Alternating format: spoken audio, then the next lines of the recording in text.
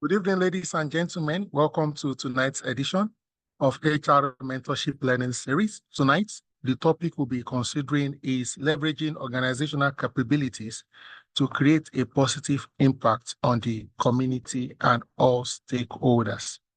Leveraging organizational capabilities to create a positive impact on the community and all stakeholders. And our facilitator for tonight is a veteran in the HR space, Prince Adeni Aromolano. And by prince, I mean he's a prince, not prince just by name, in title his royalty. We have the honor and privilege of having him, after multiple appearances. He's always eager, delighted to share and nurture upcoming professionals so all of us can become great. All right, Adeni Nehemiah Aromolano, fondly referred to as AA, the Transformer, is a certified sustainable development solutions and modeling consultant, an International Finance Corporation Learning and Performance Institute certified trainer, and expert in residence at the Enterprise Development Center, Lagos Business School, Pan-African University, Lagos, Nigeria. At various times, he has served on the Council of the Nigerian Britain Association as the Honorary Deputy Financial Secretary, Honorary Financial Secretary, Honorary Treasurer, and Honorary Secretary. He was a one-time global president of the Government College Lagos Old Students Association. He is presently the Executive Director, Enterprise Service Directorate at the Lagos State Development and Property Corporation, LSDPC. Prior to his appointment on the 1st of June 2022, in this current capacity, he was at various times country team lead, chief development officer at the Nehemiah Place, head HR consulting, learning, management, public sector reforms, and executive team leadership at Vic Lawrence and Associates. His work experience also went beyond the shores of Africa, as he was once the United Kingdom. He was worked at the United Kingdom for Abbey Life Assurance Company Limited, a member of the Lloyds Bank Group. In 2007, he was headhunted by a group of investors led by the Sky Bank to join the executive management team, making him the youngest member of the management team of Equity Life Insurance Company Limited to lead the transformational and repositioning agenda as Group Head, Corporate Development and Strategy. Also, he was given that name Transformer based on the mega roles and outcomes he achieved at Equity Life Insurance Limited, which later, changed to Crystal Life Assurance PLC, and then ARM Life Assurance, and now Tangerine Insurance Company. Okay, in the interest of time, I would just like to say that he's committed to human capacity development and fulfillment. He has initiated, promoted, and supports a number of social enterprise platforms, not limited to enterprise development program for women, young people internship program, achieving well-being in retirement, young engagement agenda for young adults in secondary school, think like a CEO, HR mentoring with AA, research, a business restructuring workshop, and recently the Knowledge Fountain annual workshop series. He is the co-convener, co-founder, Rethinking Nigerian Business Leadership Network. The network promotes rethinking business conduct and practice as a sustainable concept for transforming Nigerian business ecosystem mindset. Prince Adeni Aromolano is a graduate of Finance and Banking from the University of Lagos. He's married to Princess Omolara Ajoke Aromolano, and they are blessed with 4 children and 2 grandchildren. He loves to build his body, in other words, keep fit. He loves playing long tennis, swimming, reading, traveling, and gardening. For the 5th time, if I'm not mistaken, let's receive on this prestigious platform as he shares from the wealth of knowledge, Prince Adeni Nehemiah Aromolano. You have the floor.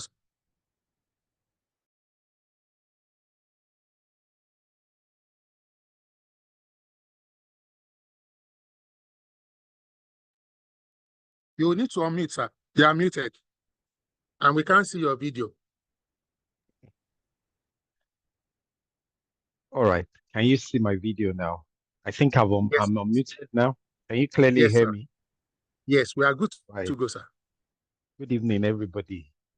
Thank you, my council member, my brother, my townsman, my brother in the hood.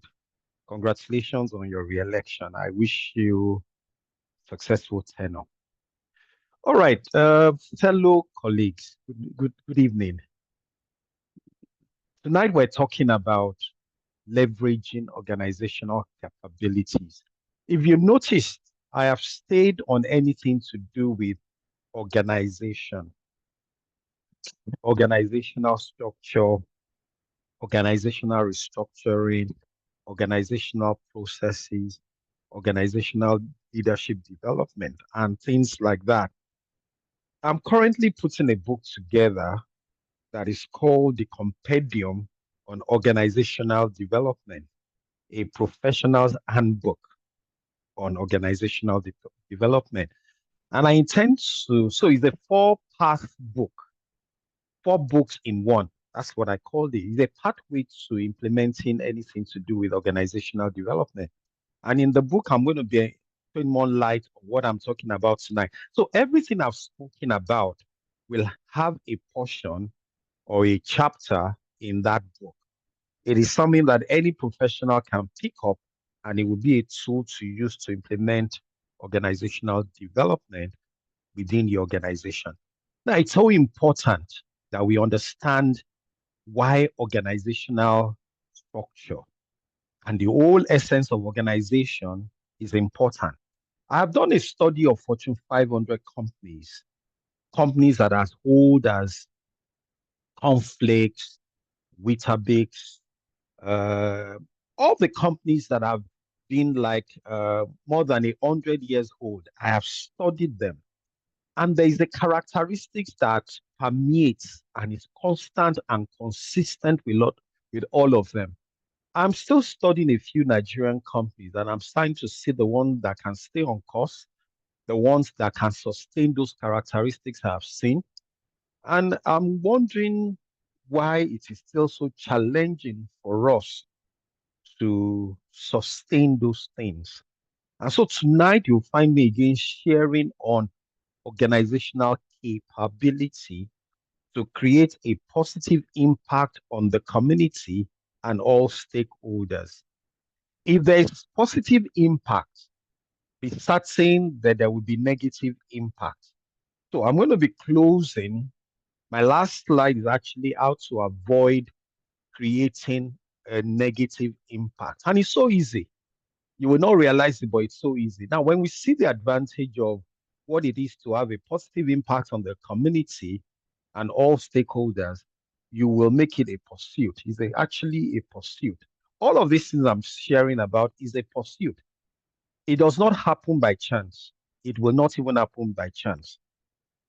Now, all stakeholders and community, I will use them conversely, because you can actually call your stakeholders a community and you can call your community a stakeholder or stakeholders. Both of them are interchangeable in the sense that all of them, the two of them, are interested in what happens in your organization and as it relates to their locality. So I'm going to use them interchangeably, but whichever way I use it, be assured that I am making reference to the same thing. I'm making reference to the same thing. So have that at the back of your mind. All right, so let us go. All right, I've tried to create, so the graphic on my left, it will probably be to your own right, is an organization, and you see all the people trying to work together to create what is called communal or the cumulative organizational capabilities that transcend. So it's connected to both the stakeholders and the community. The stakeholders are residing within the community. The community resides in stakeholders. So let me explain that. Everyone in your organization, one way or the other, they are both stakeholders and community. Let me say that again so that we are clear. Everyone that is in your organization, they reside in a community, even though they are stakeholders. And it is possible that most of your people in your organization reside in the community where your company or your organization is localized. Let me say that carefully. Right now, most of us travel, or let me say it another way. Right now, most of us journey, that's the word, we journey to the locality of where our organization is. Because also we have not utilized our organizational capability to pursue a staff quarters or staff estate within our locality. But if you look at some of the multinational oil companies, especially those, most of them who are outside Lagos, or a few who are in Lagos, you'll find out that they have staff community estate not too far or within the locality of where they have their business. So they have understood that it will save time, it will save resources, and it will give them a communal mentality. That's another topic entirely. How you build communal mentality and mindset in your organization. That's a different mindset. So what I've done on the right, which beats your left graphic, is that you will see your stakeholders with their hands representing or canopying the community. I am very deliberate about graphics. I don't just pick any graphic. He has to illustrate what I'm talking about. So I can use this graphic to explain what I want to talk about, but I want to lead us step by step. So let me go to the next slide. So this is our agenda.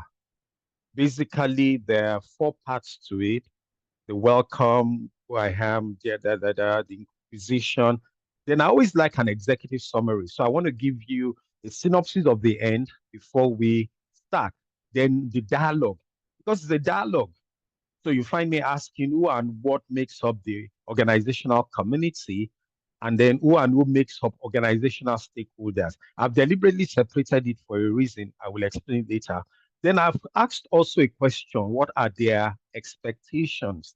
Now, in dialogue 2, I say what makes up organizational capabilities. If you recall all my sessions, I have mentioned a little bit about organizational capabilities. It's a different topic on its own, but I will mention a little bit here. And then I said, how can organizational capabilities be deployed to create positive impact? And then dialogue 3, what should be the anticipated positive outcome? Remember, I said if you have positive outcomes, then you need to safeguard and guard against negative outcomes. Now, when I get to the portion where I'm doing my closing counsel, I will talk a bit about those negative outcomes, and then my closing remarks, and I will leave us to ask our questions. All right. Okay, who am I, or who am I? All of that. My council, my elected council member, I've already said a few things, but these are the things I engage myself in doing.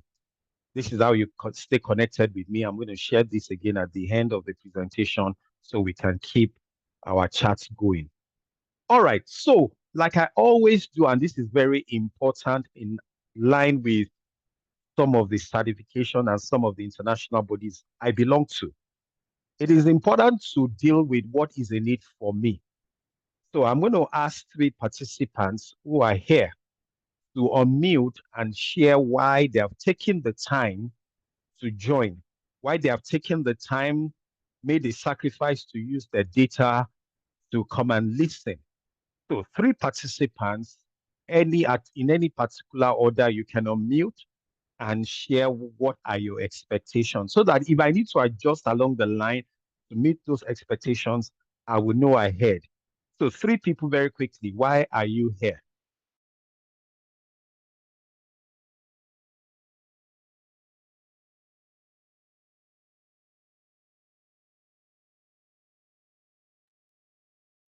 Three people, why are you here? Okay, good evening, everyone. Good evening. Good evening. Please tell us your name and where you're calling from. Okay, my name And is why are you here? Ginika. My name is Ginika Ochomini. I'm calling in from Abuja. You're welcome. Thank you very much, Abuja. Thank you, sir. Ginika. Yes.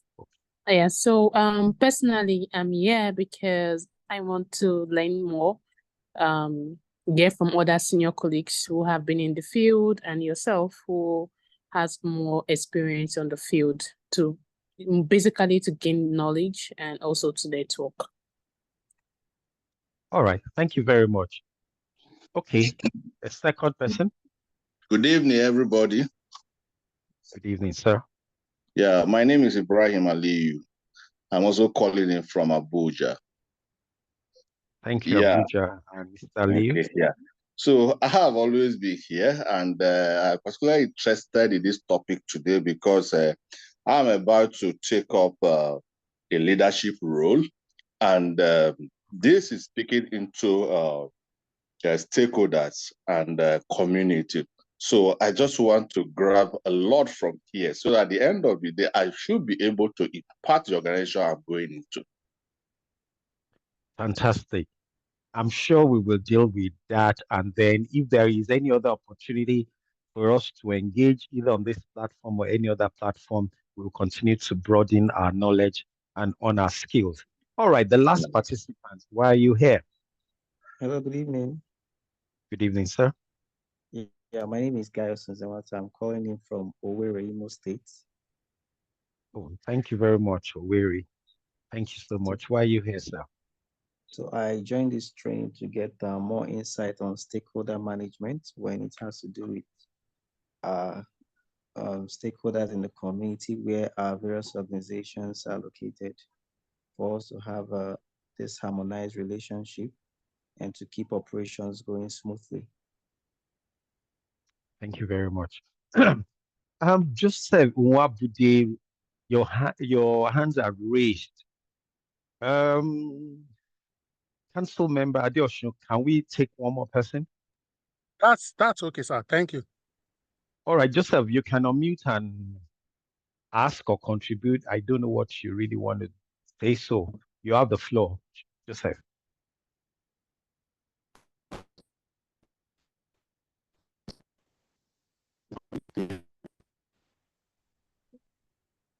Joseph, we can hear you. I think your network. Wow, your network. All right, so use the chat box so that we can carry on. Use the chat box. If not, put into the parking lot that question or that contribution. We'll take it somewhere in the flow of this presentation. If that's okay with you, let's go on then. All right, so I want to add the reason why, what's in it for me, why we're here. Let's continue. Again, I always do this. We'll keep it simple, interesting, and short. I want to appeal to you, do not preempt me. I'm happy we are keeping an open mind. In line with do not preempt me, do not jump ahead of me. Just flow with me. And anywhere where you're not very clear, like I said, you can ask questions after the session, or you can use the chat box. I will try and manage and multitask as we go along. So we keep it simple, interesting, and short. Do not preempt me. Keep an open mind. Do not jump ahead of me, and let us have a good evening. All right. So this is my executive summary on the presentation theme.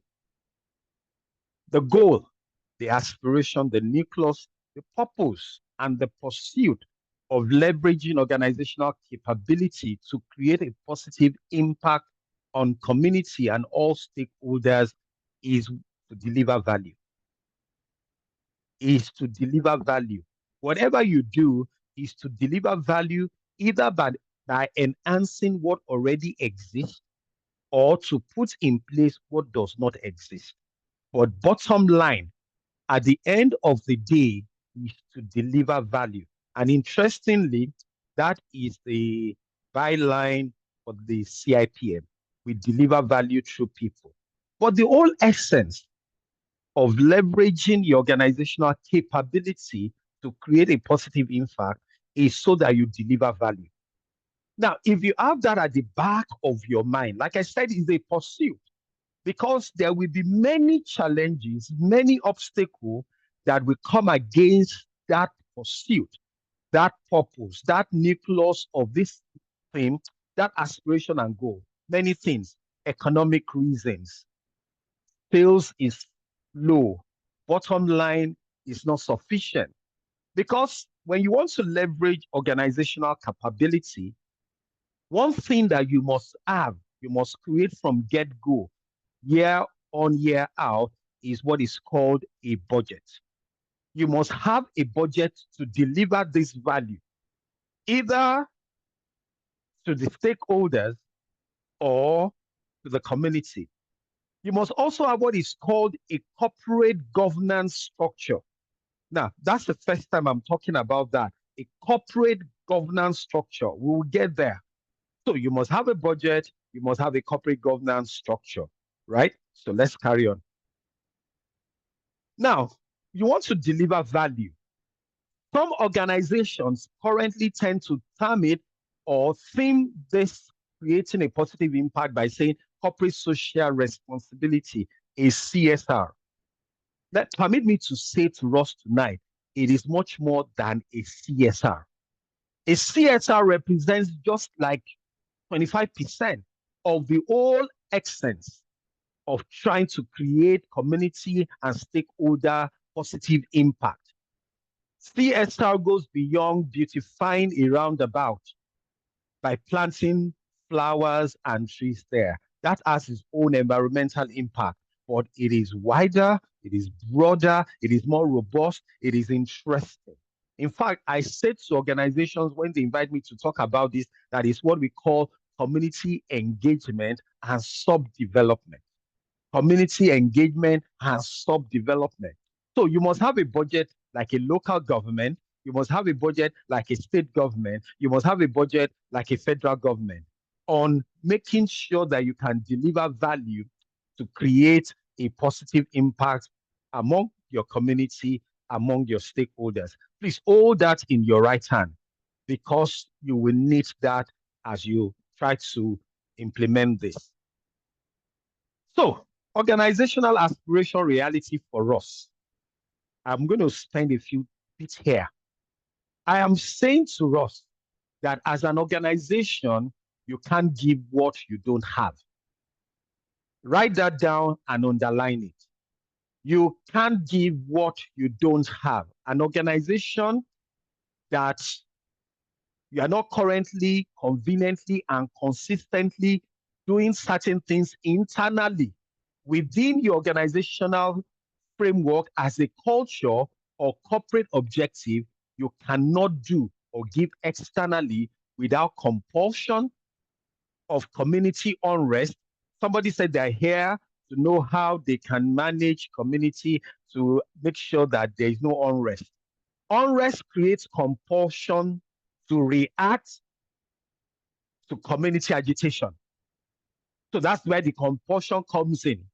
Or it will be a competition. So you see another organization doing something which they are deliberate and intentional about, which you haven't thought through, which you have not considered, which you have not created a budget for, which way you have not included as a corporate governance requirement, you will get into competition. And so you may not arrive at the end you have in mind. So if it's not competition to beat the other company, then you start copying what they do. And copycats, Rank Zeros is the #1 copying organization, but I've tried to do it better. Now, I'm not sure how many Rank Zeros company is still existing. So just start thinking about it. Copying does not really last. After a while, your ink, the more you make copies on your printer in the office, the more the copy and letters or memos begin to faint because the ink in your cartridge begins to wane. Copying wins organization. Copying burns out organization. Competition restrains you. And then compulsion makes you weary. So you have to be deliberate and intentional about creating positive impact by leveraging organizational capabilities. Are you still with me? Should I continue? Are we still together? Yes, we are. Yes, yeah. Okay. So that is why we have called it organizational capabilities. It is something within you.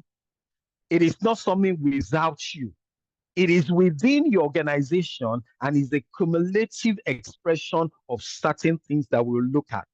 And there must be a set goal and objective to achieve it. If not, you will struggle. So when you say you want to implement it, you must have leadership and management buy-in. It must be a goal. It must be a corporate objective set year in, year out. And any corporate objective or goal is supported by a budget. That's why I said it is more than a corporate social responsibility. Now, it is not a facade. It is not a new fashion. Corporate social responsibility has become a fad.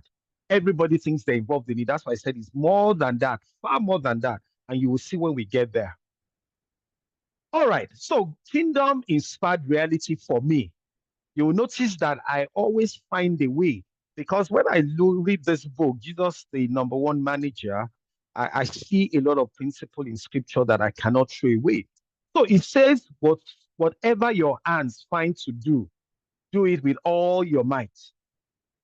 And so I've expressed about give it your very best, expend as much time and other resources on it and to it.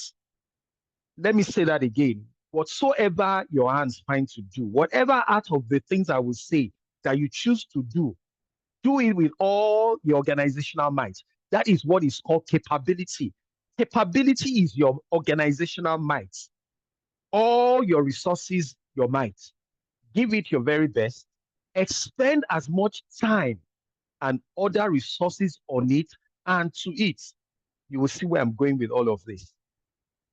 So the first dialogue, who and what makes up organizational community and who and what makes up other organizational stakeholders and what is the expectation. I have devoted one slide each to each of the three, and so I will deal with it first. Organizational community.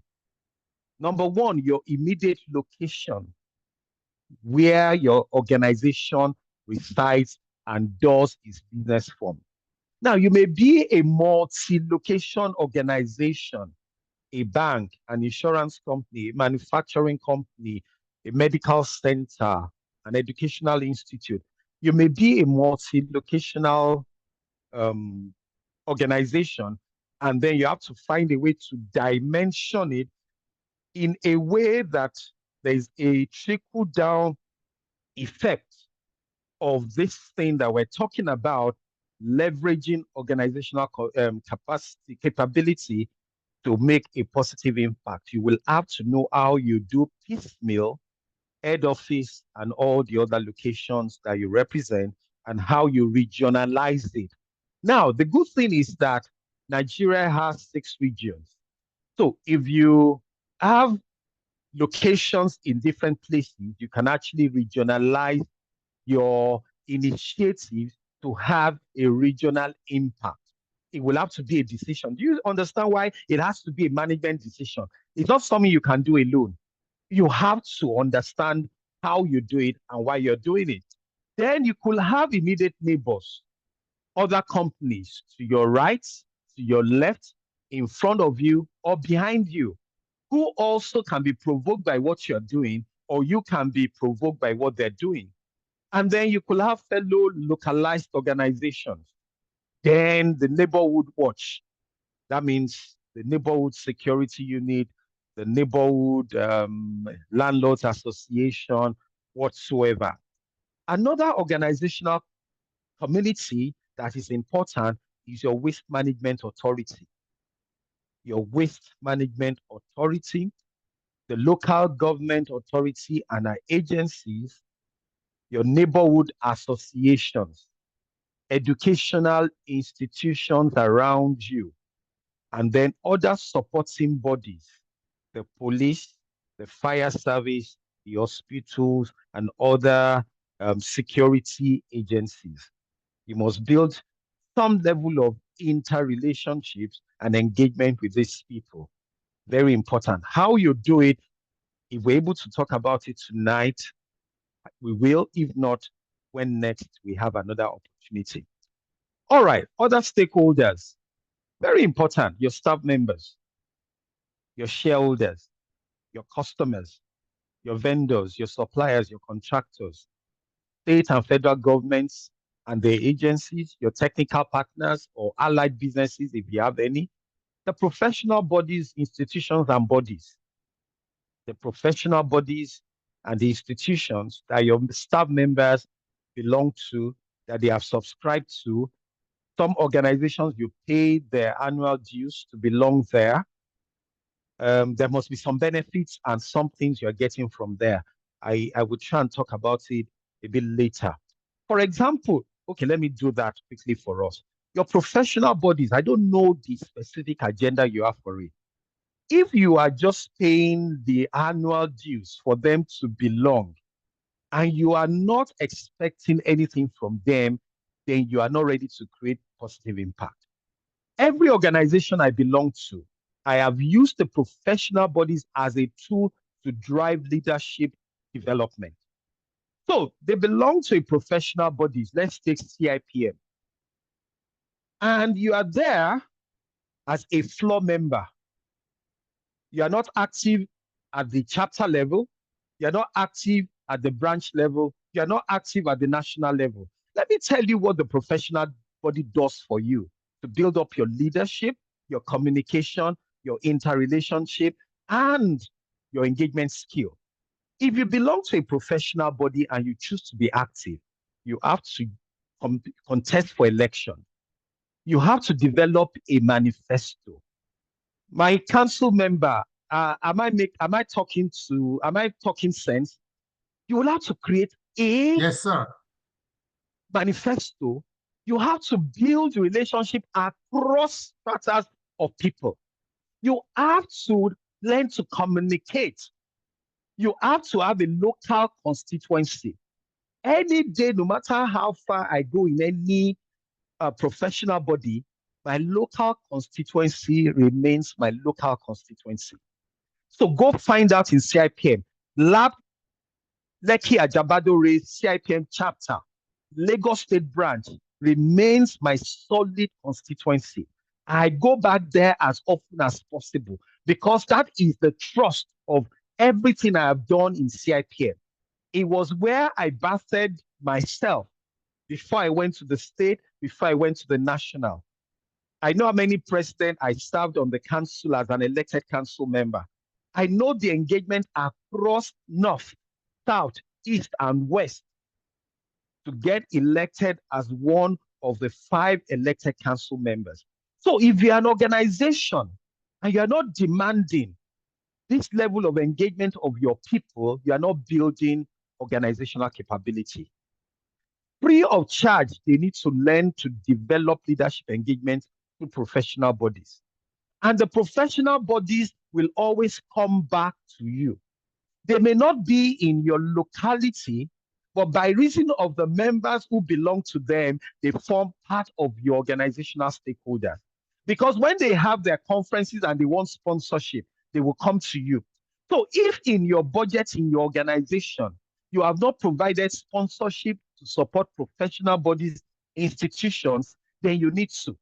If you have also not provided a budget to support other institutions, education, sporting, you still have work to do.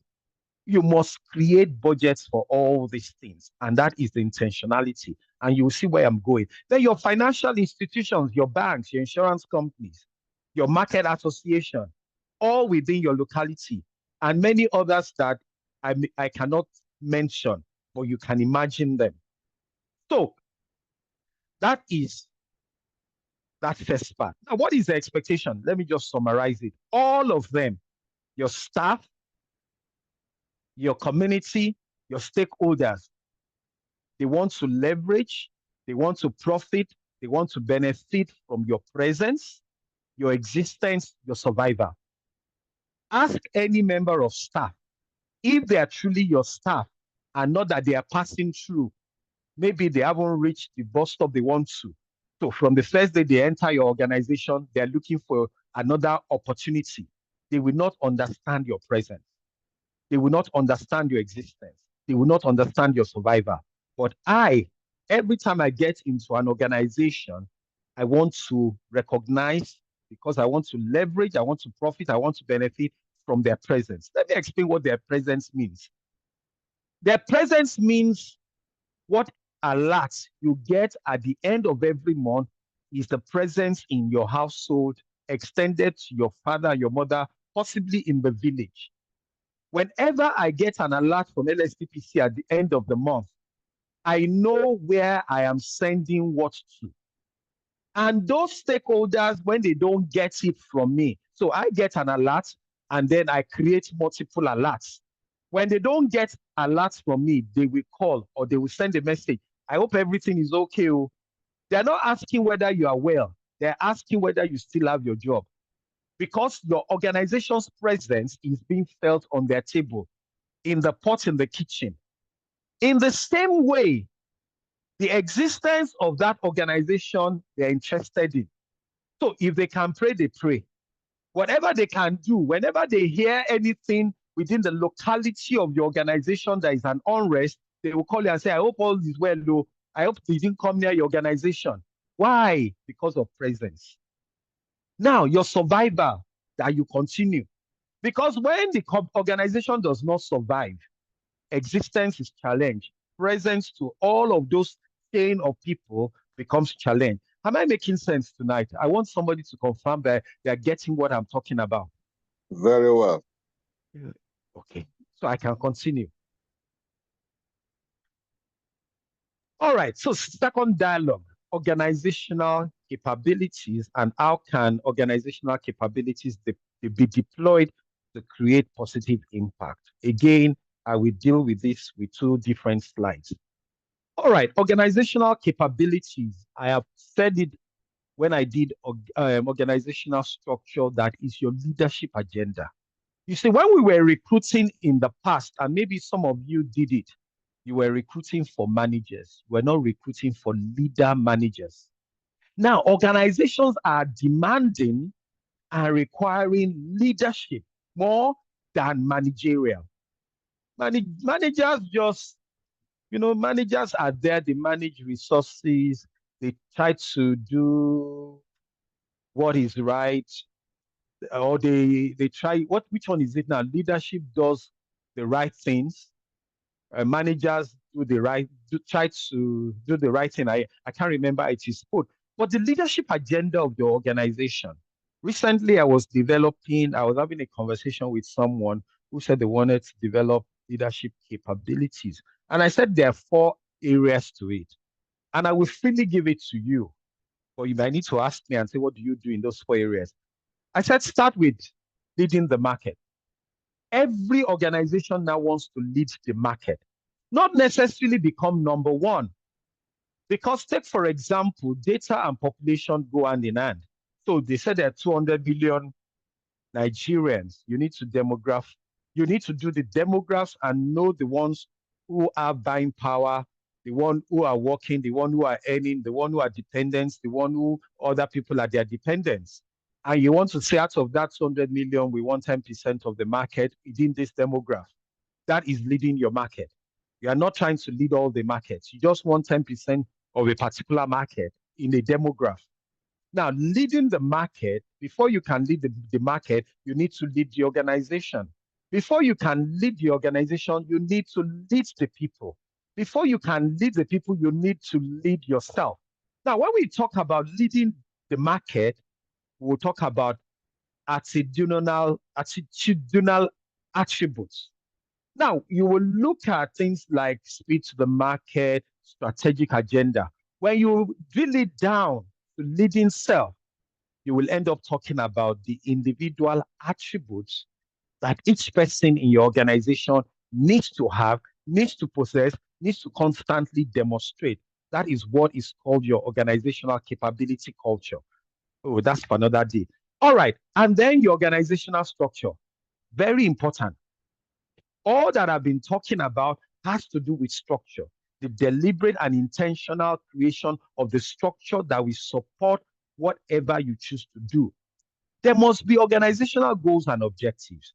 And one of those goals and objectives is to make impact, positive impact in your community and with stakeholders. If you don't have it entrenched in your corporate organizational goals and objectives, you need to go back.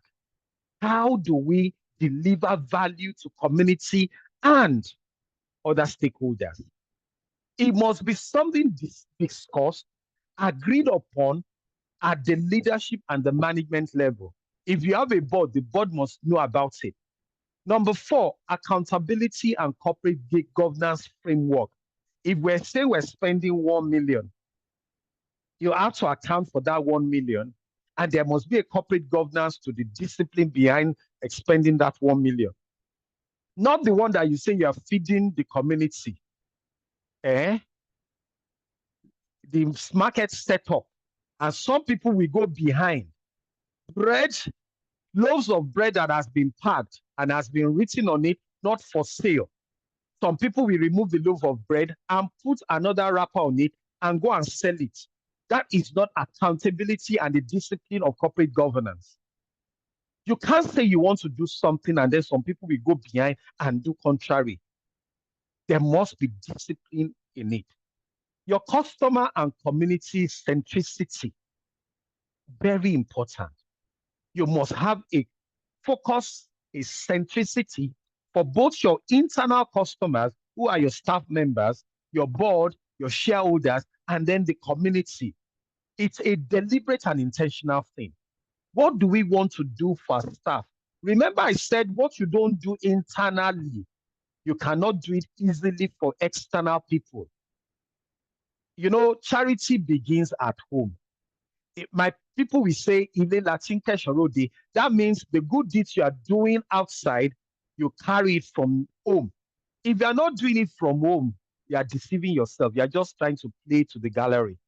Your culture and staff commitment orientation, it's very important. If I come into your organization, say, for example, you invite me to come and implement this for you, I will ask you, number 6, can I see your culture and staff commitment orientation? It goes beyond that statement that we all recite. Our staff, our unique asset, they are our number 1. You will give me the actions you are doing in line with that. Have number 6 at the back of your mind.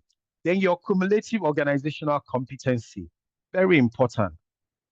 What exactly have you recognized as the skills, cumulative capabilities of the people in your organization, not their qualification? What else can they do? What else do they get involved with? Do you know how many of your members of staff are involved in any philanthropy work? Recently, I had a friend who works with one of the banks.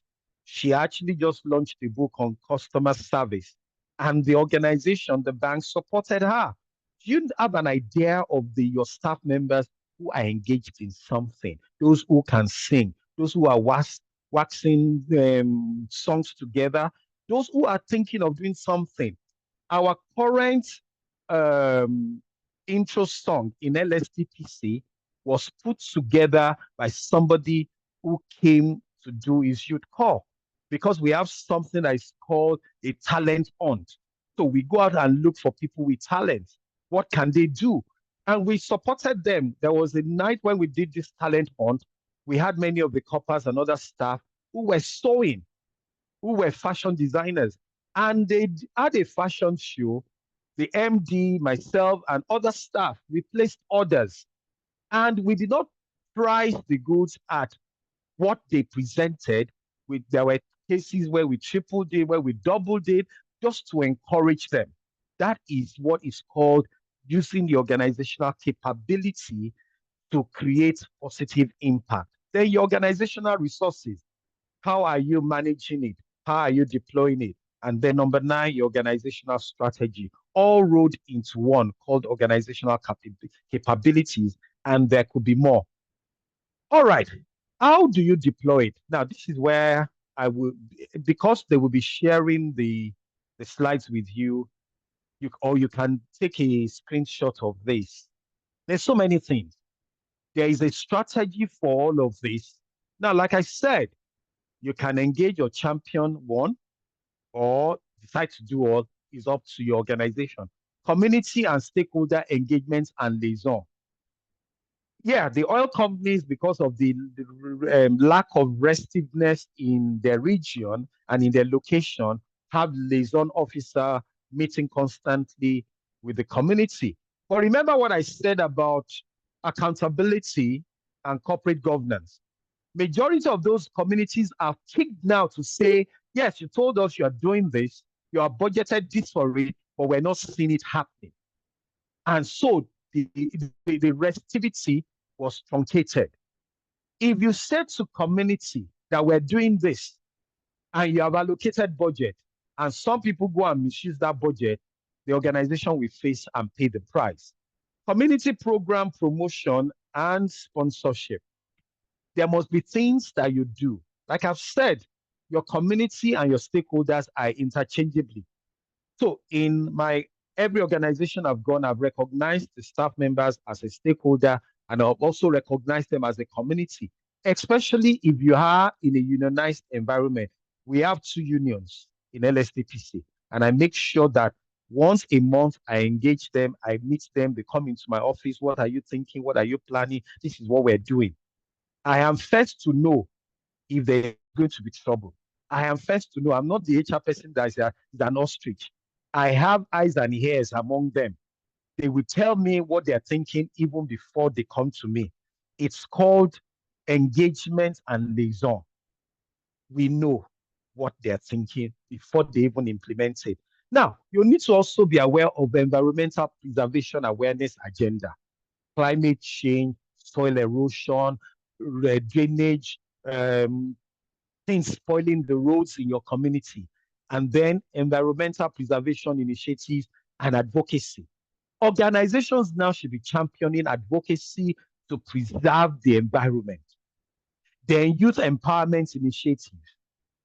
Currently, the youths are plenty in every community. How are you engaging them? What are you planning for them? And it doesn't take a lot. Sporting competition sponsorship. Gather the youths together. Then you will know what they are planning before. Then I'll put number 7, very important, community security support initiative. If you are in a community, don't stand aloof when they are planning their security initiatives. Be a part and parcel of it. That is why you will notice that the Lagos State Security Trust Fund, all the companies are engaged. And recently, one individual who has interest in the state gave ₦1 billion. If all other states will come and find out why that is happening, then you will understand what I'm talking about tonight. Educational sponsorship, very important. You have schools in your community. Because we're doing this now, we have introduced it. Recently, one of the community schools in Lupeju was doing the inter-house sport. They came to invite us as the chair of the occasion and as sponsors. Of course, because we had a budget, we applied part of the budget to support them. And we attended. We didn't just say, take the money. No, we attended, we participated. We did what we needed to do. Educational scholarships. It does not cost you much. Then educational competition sponsorship, community health and wellness talk. Go into your community. See the way they're blocking the gutters. Don't wait until the block gutters overflow and run and flood your organization. Do not wait. Find out what you need to do. These are little initiatives that doesn't cost you anything. Do you understand why I said it's more than corporate social responsibility? It's more than planting flowers. All of these things will have a direct or indirect impact on you at some point or the other. For those of you that have companies in Apapa, how many of your customers want to come to Apapa? Until the companies took it up to say, we need to fix the road. Many people were no longer trying to bring their containers through Tinkan Island or Apapa Port because the cost of taking your container out of the port to its final destination was like 3 times more than what it cost you to even ship it into Nigeria because the roads were bad. It was inaccessible. Is access to your company inaccessible? Do something about it. Fix it. Fix it. Dialogue 3. What should be the anticipated positive outcomes? Number 1, your pursuit. Better collaborative organization and community relationship. You want to ensure that you have a good relationship with your community. If anything is going to happen, somebody should come and tell you before. And then you want enhanced information and intelligence exchanges on security. You want to know when trouble is being fomented and who are the troublemakers. Then you want community-initiated protection for your organization. This is very interesting. I remember many years ago when there was so much unrest in Kano. I had an auntie, she's late now, a grand auntie, who was a textile dealer in Kano. We used to call her Mama Kano. She was a major textile dealer. But she said she was quick to understand that the community served a purpose for her business. So she built dormitories, and those dormitories actually accommodated all the less privileged people. She said she did not make it so pronounced that she was providing those accommodation for the locals, but it was really them. And then she engaged them when our containers come, when the trailers come. She was deliberate that it was people from the community. So at some point, she organized them into a support group. And this support group, when the containers are coming, they will meet the trailers far away on the express and guide it and lead it to a shop. And then in one of the unrest, some people wanted to burn our shops. It was these people in the community who stood guard and said, no, you can't touch Mama. Mama has done this for us. Mama has done that for us. Mama, that is what I mean by community-initiated protection for your organization. No, you can't touch. I remember during NSAS, I know a few of my younger ones who had shops in Surulere, Adiro Ogusoya, and Bode Thomas. I used to tell them that, you know what you should do once in a while, every other week, twice a month, cook for all these boys. Cook, pack it, and tell them to come and distribute. One of the companies, go and find out, is TD's, the fashion shop on Adiro Ogusoya, right beside Slot. They went into Slot. When they got to our shop, they said, Emma, don't touch Mama. This is Mama that feeds us. Mama feeds us. Leave our shop. Our shop survived. I know what I'm talking about. This community-initiated protection organization. Then preservation of the community environment is very important also. Then better welfare for all. Always think about that. How can you enhance better welfare? What can you do? What small things can you do? Respect and consideration for all. Then better community patronage, distributorship opportunity.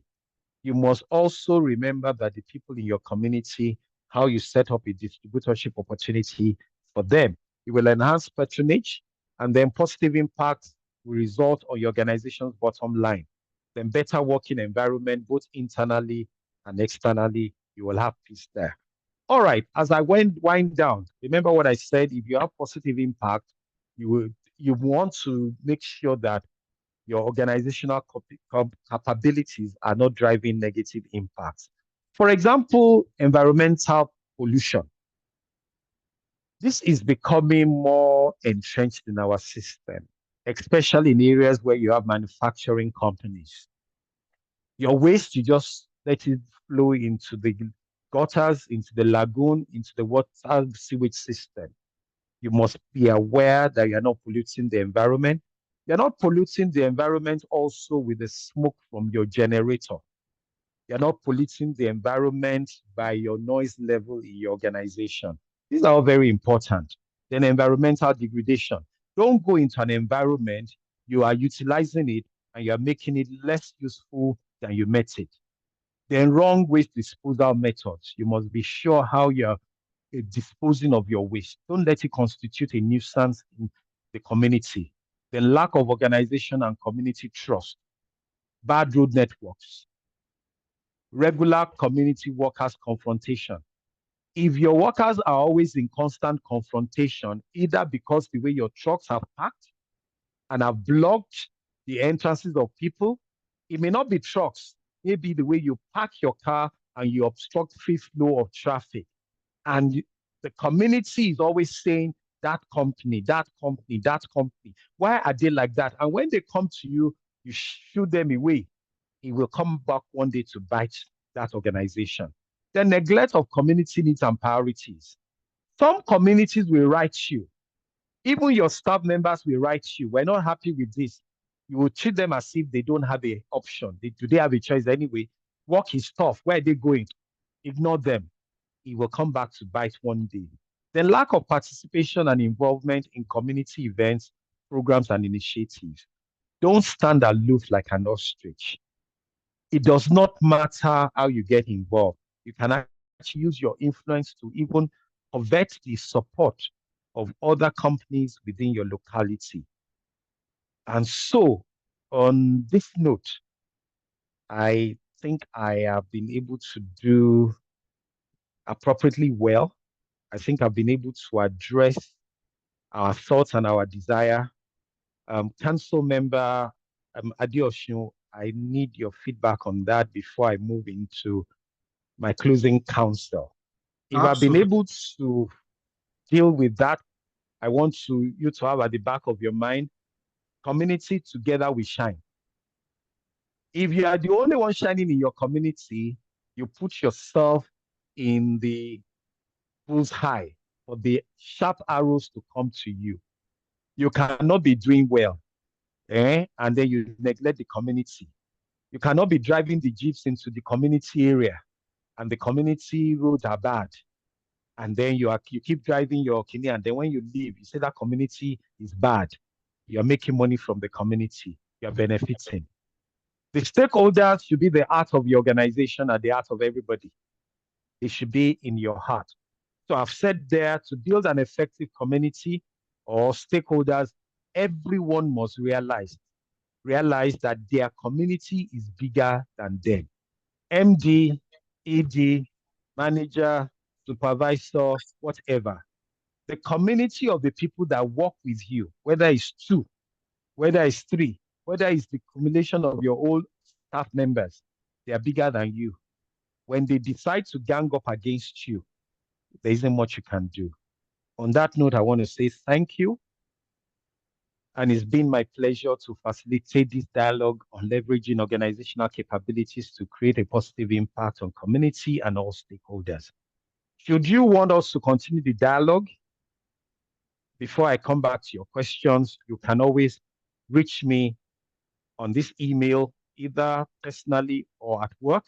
And these are my telephone numbers. This is where you'll find me on LinkedIn. I'm on Facebook. I'm on Instagram and on Twitter. And we can continue the conversation from there. Thank you very much. Let me come back to your questions and let me see if I can provide any answers. Thank you very much, participant, and good evening. Thank you so much, my prince, for yet another exhilarating session, very insightful. Thank you for sharing with us so generously from your wealth of experience. Ladies and gentlemen, do you have any questions, please? This is a good time and opportunity to quickly ask your questions. Also, perhaps you have a comment or you want to say 1 or 2 things, share from your own experience along these lines. Please, we'll be glad to take a few questions. But while you were speaking, somebody dropped a question, my prince, in the chat. And he said, how do we include some of these things in our budget? How do we make provisions for these things practically, especially looking at the fact that, there are so many competing needs in the organization? All right, that's why I said, look, it's very simple. When you talk about competing needs, If you really look at all the downtimes, economic downtimes globally, it was when most of the Fortune 500 companies emerged. There are times that we need to first address waste, waste in organization. What are the things we waste? We waste time, we waste some resources and all of that. We waste A4 papers, accumulate, and before you know it, it's massive. Then you will ask yourself, what are the need to do, the critical priority needs to do that will come back and affect in the short term and in the long run consistently your bottom line? It is this thing I am saying. Don't wait for things to break down in the community. Don't wait till staffs are agitated before you address it. Little things. So you ask yourself, how do we touch the community? That's the beginning of the conversation. Leadership in organization, management in organization, somebody in organization needs to prompt. How do we touch the community? What do we do for the community? It is standard that some people will say, oh, we can beautify the roundabout. Then ask yourself, when you beautify the roundabout, to whose benefit? But if you go into a school, take this carefully. To beautify the roundabout, you might say we need 5 billion for horticulture. But imagine if you took that 5 million and you went to a community school and you decide to sew a uniform each for the community, for the pupils in that community school. You might not even spend 5 million, or you decide to do something for that community school. When they get home, they will they will talk about it to their parents. So you just look at it's a conversation, but somebody needs to start that conversation from somewhere. And then it begins to develop. And then, okay, I think that's good. Oh, we can participate in the inter-house sport of schools within our locality. Okay, so how do we get to know? Go and visit the school. Let them know. You decide 100,000 here, 50,000 there. It will enhance, that's why I said that positive impact, make it better than what already exists, or enhance what does not exist, or start it. So you suddenly start giving 50,000. It will tell us from somewhere, somehow. You will have to dimension what are the value chain of your organization and how those things. So that's how, as little as that, you begin to build up on it and it begins to take you further before you realize it. So that's what I would say to that person who asked that question. Thank you so much. In the chat box, I can see quite a lot of commendations, encomiums, accolades. Ariola Akinsha says it was an insightful session. Thank you, AA. Mary says, thank you so much, Prince, for always impacting us with your wealth of experience. Bridget Igodalo says, thank you, AA, for the insightful presentation. Olori Ade Ajayi says, very impactful delivery, spot on and apt on the salient points we need to take. Thank you so much, sir. Thankfully, we have a question from Yinka Lawal, and Yinka says, how do we actualize this vision? A typical public sector wherein the visioner can be redeployed at any given time, and the replacements have no interest in the current vision. Thank you for that question. Thank you. Thank you very much. Again, remember what I said. Don't do anything in a loner's mindset. It must be entrenched in corporate goal and objective at the beginning of every year or the close of 1 year. And it must be met with review. So don't just say the visionary has gone. Remember, one of the things that has been the bane of our nation has been continuity of good objective goals and agendas. But you will notice that somehow, now not because I'm in Lagos State, but somehow Lagos State has been able to invent itself and reinvent itself and keeps going on with whatever initiative is impacting the people positively. But like I said, once it is agreed that this becomes a culture as part of corporate goals and objectives, You know, it's like the CIPM chapters. The CIPM chapters are measured by certain things. Advocacy. So advocacy can be schools visit. Advocacy can be a visit to an orphanage. Every chapter of CIPM pursues it year in, year out to do an advocacy visit to a school. Council member Adeosun, am I lying? Absolutely spot on, sir. Because that is what I mean by it. It was decided from leadership. And so if you don't do it, you know you are losing marks. In the same way, an organization that has a performance management metrics, you see how I've come back to management metrics, and they have given that role to a department, whether it's brand management or corporate communications, to say every year by June, by July, you must deliver on this. Or twice a year, you must do this. We must visit two schools within our community. We must participate in the inter sport. We must give them something. When you are doing your performance management report and it is not there, you know you're going to lose marks. It is the same way. So the public sector is beginning to look more like the private sector. I dare say the private sector is beginning to look like the old public sector.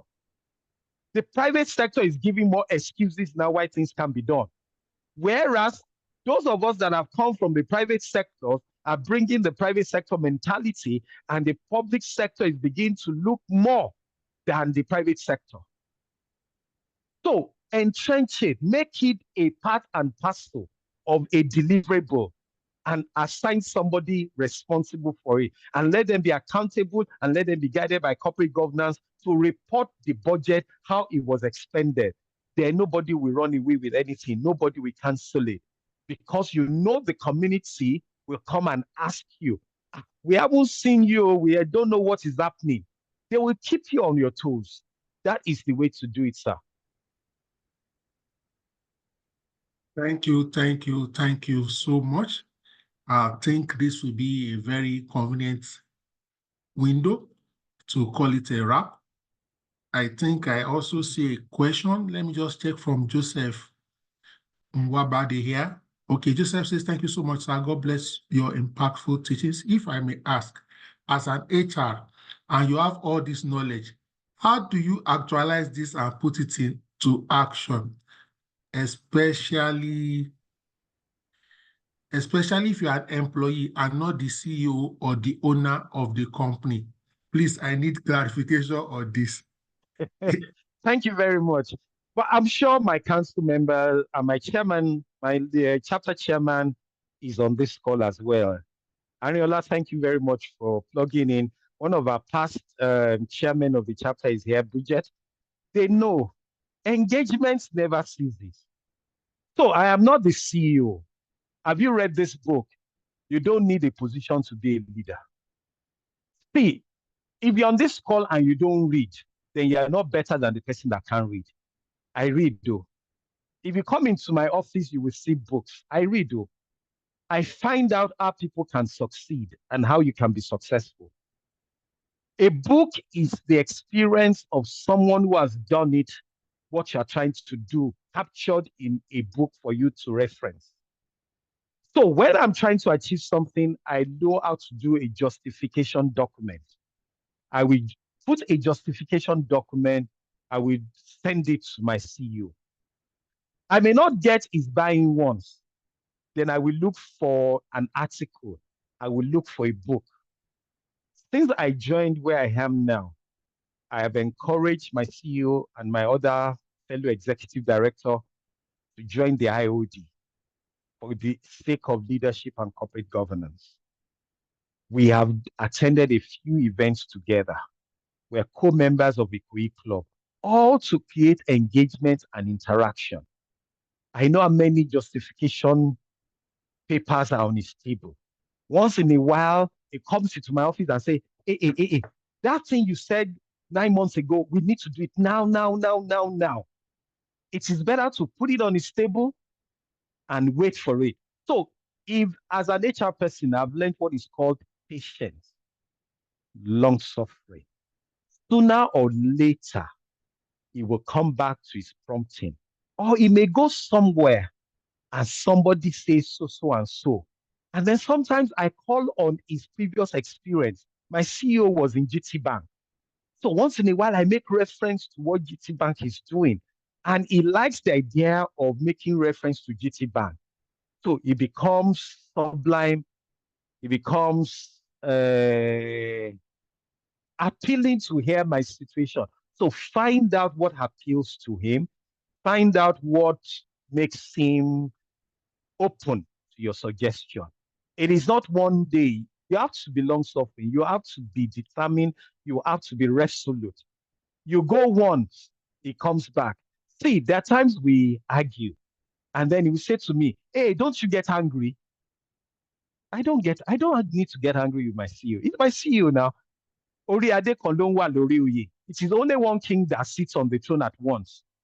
There's no need to argue. But he will say something. He's not here. I don't know whether he's on the call, but he will say something. He says, when I say no to AA will go and leave me for a while, but he will come back. And he will come back in another way, but still driving the same point. HR people, you have to be resolute. You can't give up. You can't give up. At least it will be said that you came 1 time, 2 times, 3 times, 5 times. My council member, you said this is my, how many appearances now? Absolutely, absolutely. Resilience, persistence, these are all marks of professionalism. We just have to keep at it, especially if it's something we are convinced and convicted about. And when you keep the goal in mind, which is to transform the organization, to make the organization sustainable, to ensure all stakeholders get benefits from the ongoing initiatives, you won't give up. I'll wrap up by saying this, especially for those of us who have children or who have nieces or something. How long will your child or niece refuse to work and you will give up? You will keep trying to get that child to work as long as is possible. You're not going to say, all your colleagues started working at 9 months. You are now 1 year. You will just keep at it if you need to get a physio. And it's not a one silver bullet or one magic wand. We'll continue to explore. And of course, Prince said reading. From reading books, he has mentioned Fortune 500 like 5-10 times today alone. Imagine the insights and the different dynamics, context. We get this wisdom and we apply it. Thank you so much for those insightful questions. Thank you everyone for your contributions and comments. Thank you to our leaders who have graciously, joined this call to honor the prince and also to learn 1 or 2 things. Ladies and gentlemen, it has been a time well spent. I appreciate every one of us. My prince, we are coming back again, sir. As long as you have knowledge and you can spare some time, even if it is 1 hour, we will come back. We'll talk offline, sir. Sir. God bless you. Thank you very much. God Good bless night, you all. everyone. Enjoy the rest of the evening. Thank you very much. Thank you, sir.